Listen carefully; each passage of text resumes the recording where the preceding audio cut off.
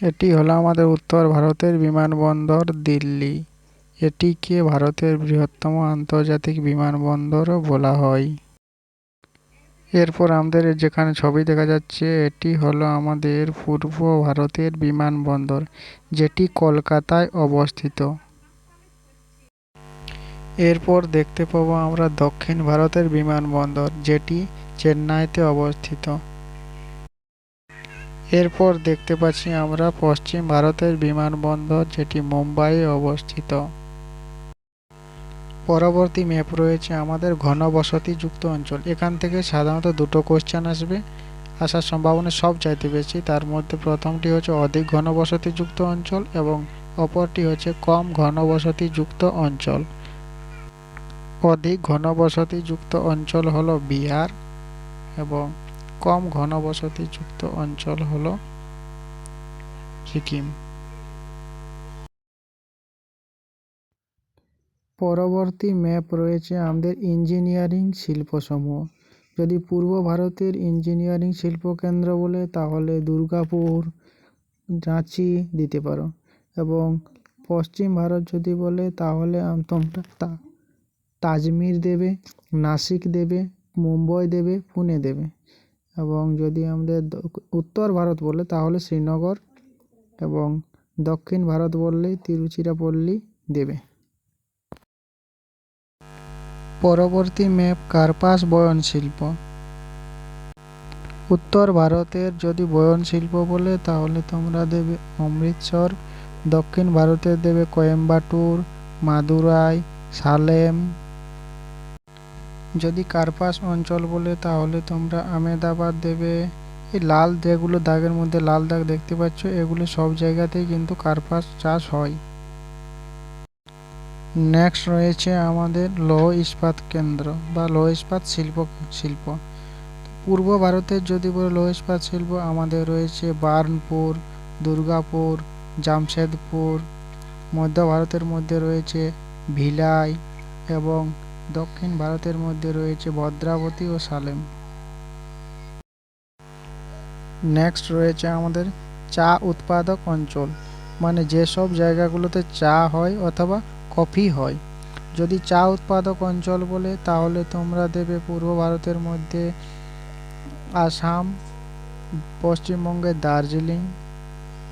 এবং কফি উৎপাদক অঞ্চল যদি বলে তাহলে তোমরা দেবে দক্ষিণ দিকে, যে তোমরা দেখতে পাচ্ছ না কতগুলো স্টার রয়েছে, এখানে চাও হয় এবং কফিও উৎপাদক হয়। এবং পাট উৎপাদক অঞ্চল যদি বলে তো তোমরা পশ্চিমবঙ্গে যে কোনো জায়গায় দিতে পারো, কোনো অসুবিধা নেই। এর বাইরের থেকে তোমাদের কোশ্চেন আসবে না, চা, পাট, কফি তিনটের মধ্যেই একটি আসবে, কনফার্ম সেটা।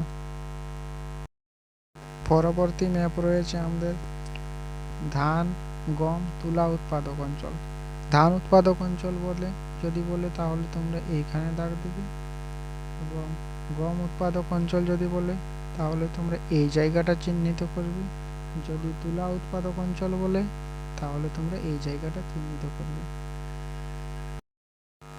এরপর রয়েছে আমাদের স্বাভাবিক উদ্ভিদ। যদি তোমাদের চিরহরিৎ বৃক্ষের অরণ্য বলে তাহলে তোমরা এই এলাকাটার মধ্যে চিহ্নিতকরণ করবে। এবং মৌসুমী পর্ণমোচী বৃক্ষচ্ছায়া অরণ্য বলে তাহলে এই জায়গাগুলো করবে। এবং বদ্বীপীয় যদি বলে তাহলে এই জায়গাটা। গুল্ম তৃণভূমি যদি বলে, মানে লতা জাতীয় গাছ যেগুলো জন্মায় আর কি, এগুলা বললে তাহলে এই জায়গাটা। আর শুষ্ক অঞ্চলের বনভূমি, এইটাকে আসার সম্ভাবনা খুবই বেশি, তাহলে এই জায়গাটা চিহ্নিতকরণ করবে। এবং পার্বত্য অঞ্চলের উদ্ভিদ যদি বলে তাহলে উত্তর দিকের এই জায়গার মধ্যে যে কোনো জায়গা দিতে পারো তোমরা। এরপর চলে যাচ্ছি আমরা ভারতের মৃত্তিকাতে। যদি বলে পলিমৃত্তিকা যুক্ত অঞ্চল তাহলে এইখানে দাগ দিবে। কৃষ্ণ মৃত্তিকা যুক্ত অঞ্চল তাহলে এই জায়গাটার মধ্যে যে কোনো জায়গায় দিবে। যদি লোহিত মৃত্তিকার মধ্যে বলে তাহলে এই জায়গাটা তোমরা যে কোনো ইচ্ছা। ল্যাটেরাইট মৃত্তিকা বলে তাহলে তোমরা এই জায়গাগুলো চিহ্নিতকরণ করবে। উপকূলে পলিমৃত্তিকা যদি বলে তাহলে এই জায়গা। লবণাক্ত মৃত্তিকা যদি বলে তাহলে তোমরা এই জায়গাটায় দিবে। আর মরু অঞ্চলে মৃত্তিকা বললে আমাদের একটাই আছে রাজস্থান, এইখানে দিবে। আর যদি পার্বত্য মৃত্তিকা বলে তাহলে উত্তর দিকে যে কোনো জায়গায় তোমরা দিতে পারো, কোনো টেনশন নেই। এরপর চলে যাচ্ছি আমরা বৃষ্টিপাত। এখান থেকে দুটা করলেই হবে তোমাদের, যে অধিক বৃষ্টিপাতযুক্ত অঞ্চল এবং কম বৃষ্টিপাতযুক্ত অঞ্চল। অধিক বৃষ্টিপাতযুক্ত অঞ্চল যদি বলে তাহলে তোমরা এই জায়গাটা বেশি চিহ্নিতকরণ করবে, আর কম বৃষ্টিপাতযুক্ত অঞ্চল যদি বলে তাহলে এই জায়গাটা। এখানে তোমাদের দিবে সবচাইতে বেশি বৃষ্টিপাত হয় কোথায়, কম বৃষ্টিপাত হয় কোথায়। আর যদি তোমাদের বলে দুবার বৃষ্টিপাতযুক্ত অঞ্চল তাহলে তোমরা এখানে করমণ্ডল উপকূল দেবে। এটাই পরীক্ষায় বেশি দিচ্ছে আর কি, টেস্ট পেপারে। পরবর্তী ম্যাপ রয়েছে আমাদের বহুমুখী নদী পরিকল্পনা। এখানে অনেকগুলো নদী আছে, তার মধ্যে যেসব নদীগুলো খুব গুরুত্বপূর্ণ সেই সব নদীগুলো বলছি আর কি। প্রথমে কাবেরী করবে, তারপরে ভারতের একটা অন্তর্বাহিনী নদী, তারপরে নর্মদা, তারপরে কৃষ্ণা, মহানদী, তাপ্তি, গোদাবরী, লুনি। এই নদীর মধ্যেই আসবে, এর বাইরে কোনো নদী আসবে না। যদি তোমাদের জলধার থেকে জলসেচ করা হয় কোথায় কোথায় সেই জায়গাগুলো চিহ্নিতকরণ করতে বলে তাহলে তোমরা ছবিটা দেখে বুঝতে পারছো কোন কোন জায়গাগুলো চিহ্নিতকরণ করবে। অনেকগুলো জায়গা আছে, যে কোনো তোমরা একটা জায়গা করতে পারো। এরপর রয়েছে সেচ দ্বারা বাঁধ। সেচ বাঁধ মানে কি, মানে বাঁধ থেকে যেসব জায়গাগুলো সেচ করা হয়। এরপর রয়েছে খালের সাহায্যে জলসেচ, খাল থেকে কোন কোন জায়গা। এখানে আমরা তোমরা উত্তরপ্রদেশটা দিবে, আমাদের যোগী আদিত্যনাথের রাজ্যটা। এরপর হচ্ছে পুকুর দ্বারা জলসেচ। পুকুর দ্বারা জলসেচ কোন কোন, এটা তোমরা মোদিজির রাজ্য দিবে। এরপর রয়েছে কূপ দ্বারা জলসেচ। কূপ দ্বারা জলসেচ কোন কোন জায়গাগুলো, এই জায়গাগুলো তোমরা দিবে। এই ছবিটা দেখতে পাচ্ছ এখানে, তার মধ্যে আমি পয়েন্টিং করে দিচ্ছি এই জায়গাটা। পরবর্তী ম্যাপ রয়েছে তোমাদের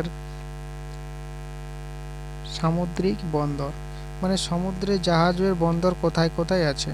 তো জাহাজের বন্দর দেখো তোমরা সমুদ্রের বগলে যেসব জায়গাগুলো আছে তোমরা যে কোনো জায়গায় চোখ নুমে দিতে পারো, তবে সমুদ্রের বগলে যেমন হয়। তো তোমরা সমুদ্রের বগলে দিতে বলেছে, তো তোমরা তখন হয় যদি পাহাড় পর্বতে যায় জাহাজ টেকায় তো ঘন্টা চলবে জাহাজ, তো এই সমুদ্রের বগলেই দিবে, তো সেই বিয়া করে 7-10 খুঁজে হবে। আর না, এই ম্যাপটা তোমরা কমপ্লিট করো, যদি কমপ্লিট করছো তাহলে তোমরা টেনশন ফ্রি থাকো, 10-এর মধ্যে 10 পেয়ে যাবো, কোনো অসুবিধা নেই।